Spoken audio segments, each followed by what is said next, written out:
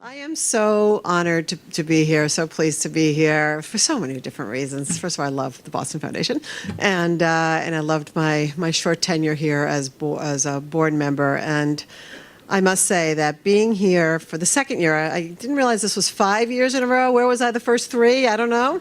I guess I had to become secretary to be invited to do this. So this is my second year having the privilege and the honor of giving out this wonderful award to community colleges, and I really have to commend our former governor Deval and the Boston Foundation for recognizing such an incredibly important asset in our state. Which is our community colleges, which are our community colleges, but unfortunately get overlooked. And because we live in a state where, if it's not a four-year college, but that is so not true. And that has been so underscored for me in this job, where I see the direct impact that community colleges have on our workforce. And my relationship with community colleges is very, very, very deep. And it's grounded, frankly, from the very, very beginning of my life that I can remember. When I immigrated here from Cuba with my family, when I was 4 years old, back in the 60s, yeah. Damn, now I just told you my age. In the 90s. My dad and my mom were both college professors in Cuba. And when they arrived here, that really didn't matter much. Because they didn't speak English and because their licenses for teaching were from another country, we all know the story, it didn't really matter. But Dad was able to secure a job as one of the founding teachers of Hudson County Community College in Union City, New Jersey.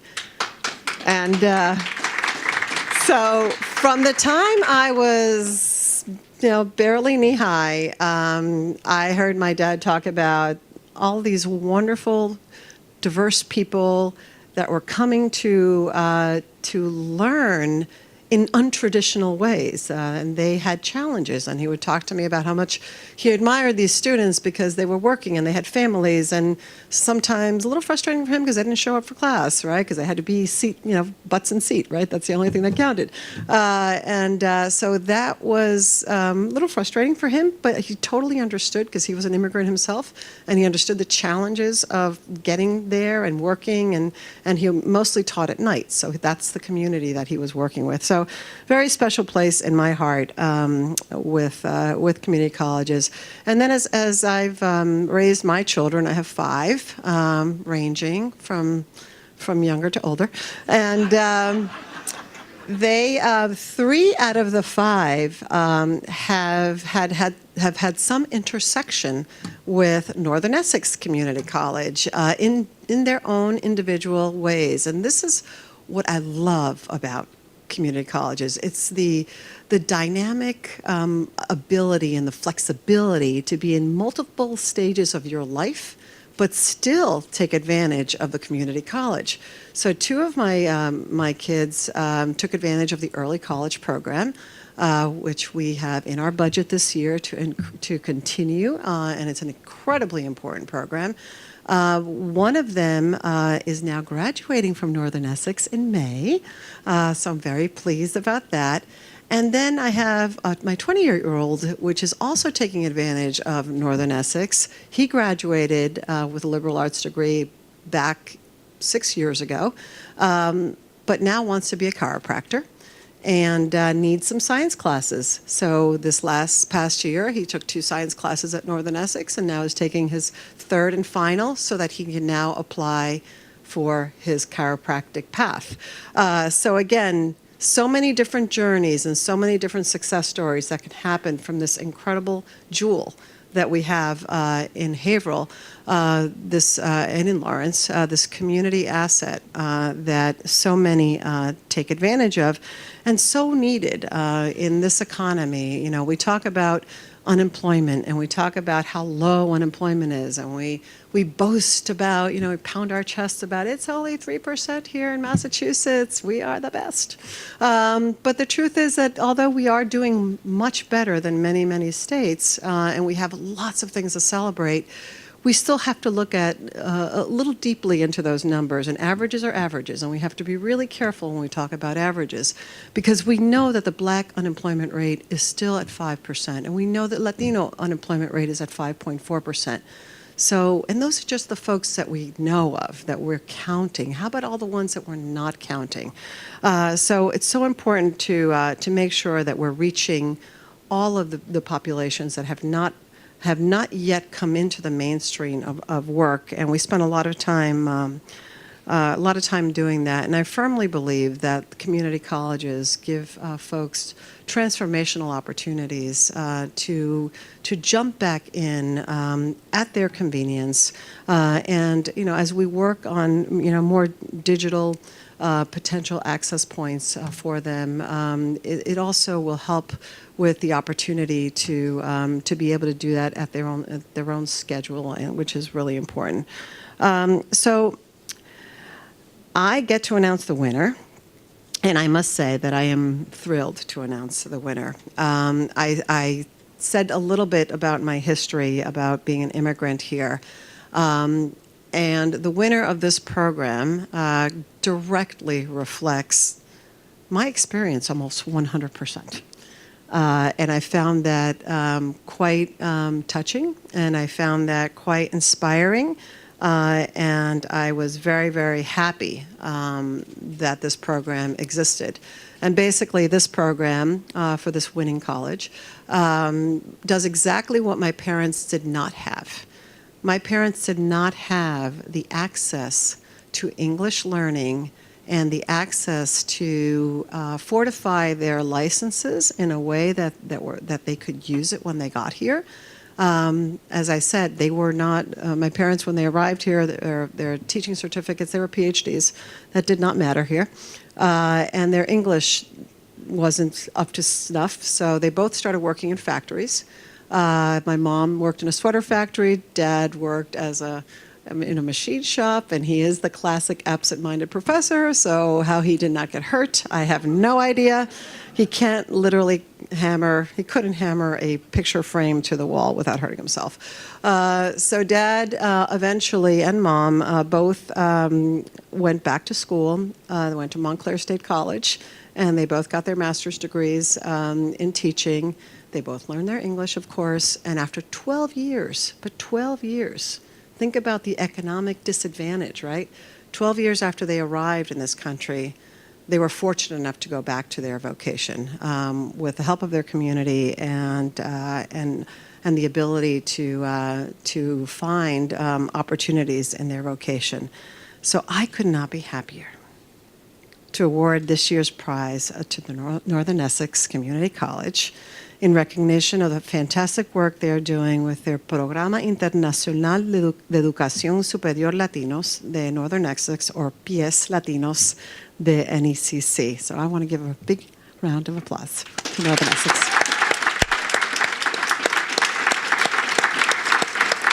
Wait, you can come. Oh.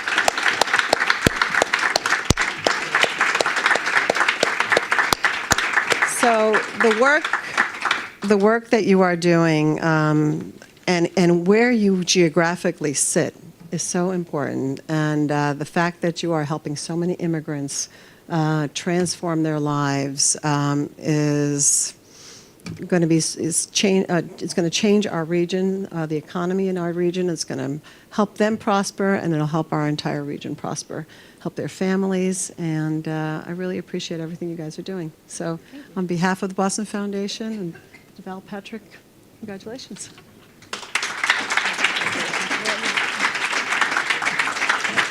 Oh, the plaque! There we go. Three people told me, don't forget the plaque. So are we going to do a picture? Here we go.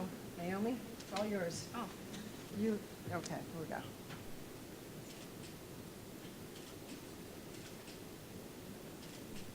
Awesome. Thank you. My job is to introduce the star of the show.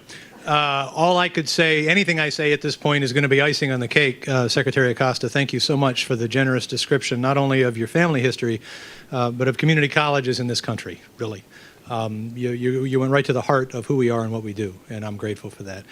Thank you, obviously, to Paul Grogan and to Elizabeth Pauley and Keith Mahoney and Antonia and everyone at the Boston Foundation.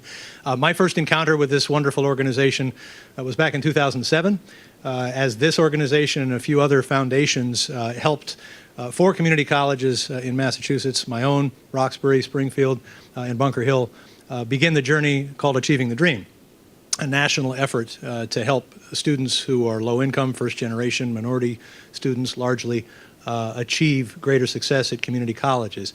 And the Boston Foundation did that the way they do so many other things, with a little bit of resources and a whole lot of put your nose to the grindstone, rigorous analysis, get the work done, high-quality demand, really expecting great expectations, which is what we want from our students and what they expect from us. And it's what they apply to everything that they do and have done with us since then. So this prize is another indicator of that. What I'd really like to do at this moment is introduce the person standing next to me, who is really the outstanding visionary leader who helped create Pies Latinos de NECC. And her story, much like Secretary Acosta's and like the students that we're serving, mirrors what we're doing in this program. So Dr. Custodia Laura really traveled a path similar to that. She was 24 years old with a Bachelor of Science degree in biology from the University of Puerto Rico when she arrived in Boston, unable to speak English. She went to an intensive English learning program at the Harvard Extension School, and she enrolled in Boston University's Physiology and Endocrinology PhD program to become a laboratory scientist. Which is, I think, where a good portion of her heart still is. She may say something about that. But instead, she found her way to Northern Essex Community College. She was a professor teaching biology. She actually helped us create a lab science program that went to the heart of some of what we heard earlier in the internship program here, connecting students to meaningful employment at the associate degree level. She was the only community college representative in the ACE Fellowship program a couple of years ago. It's a national program for higher education leaders, the only community college representative in that program the year she was in it, and has since become our vice president for Lawrence Campus and Community Relations. She is the outstanding founder of this program. So here to say more about Pies Latinos de NECC is Dr. Noemi Custodia Laura. Thank you. You forgot to mention that I graduated from BU last year. Yeah. In case you want to count my age. So I'm very excited to be here. And, you know, like Lane said, my pathway to where I am right now is sort of like the typical story of the immigrant that come to this country because we're always looking for more opportunities. When I arrived here, I know how to say chicken, where is the bathroom, and that I was lost. I figured if I knew those 3 things, I would survive. So really, you know, when I started in the role that I am right now, which is the vice president of the Lawrence Campus and Community Relations, I used to do a lot of work with the community.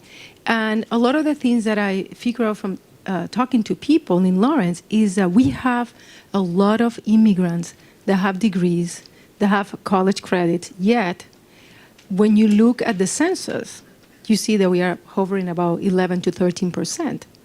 And some of that is because most immigrants, one of the things that they tell them is that your degree doesn't count here. Your skills don't count here. And I want you to think, you know, like, put yourself in those shoes. If right now I tell you that you're going to move to Moscow, does anybody speak Russian? Say no. Okay, good. So, and I tell you before you leave, well, you're going to, you know, you're going to get a better opportunity for a job there, but your degree is not going to count there, and you have to fend for yourself. You arrive into that country, you do not know the language. I already told you, yet your degree is not valid. So your opportunities to grow are going to be very limited.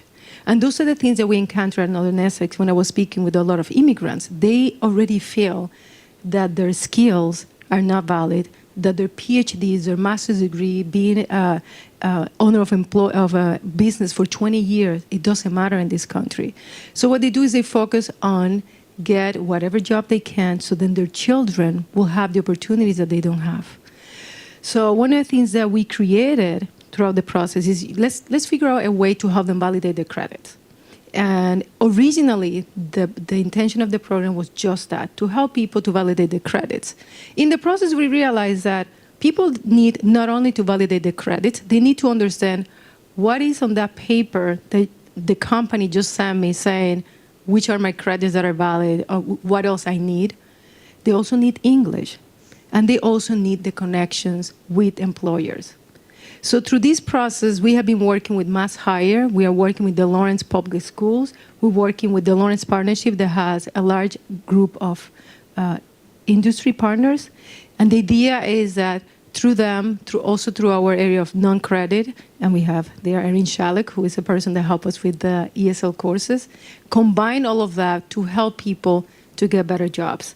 So, so the three things that, again, that we do is the validation of credit. We do the English piece and also the networking opportunities. We started as an organization, the PS Latino, the program, in 2016. Since then, we have helped more than 600 people, about 63 of them, which had a degree higher than an associate degree. We help them to complete their degree by transferring to some of the state schools, and some of them are finishing right now. So we are very excited about these. Something else that I want to mention is that right now the program is beyond validation of credit, is beyond networking with the employers, and is beyond the English. One of the things that we're learning is that those same parents and adults, they want to know what are the opportunities for their children for education. So an example that we have for that is when we started this program, we did the first visit to Dominican Republic, and there was a reporter there that she wrote our story in Dominican Republic. When she was deciding to migrate to the United States, she moved to Lawrence, and her daughter is one of our NECC students. Her son is in our early college program, and she's in our paraprofessional program to become a teacher. So we're very proud of that. So.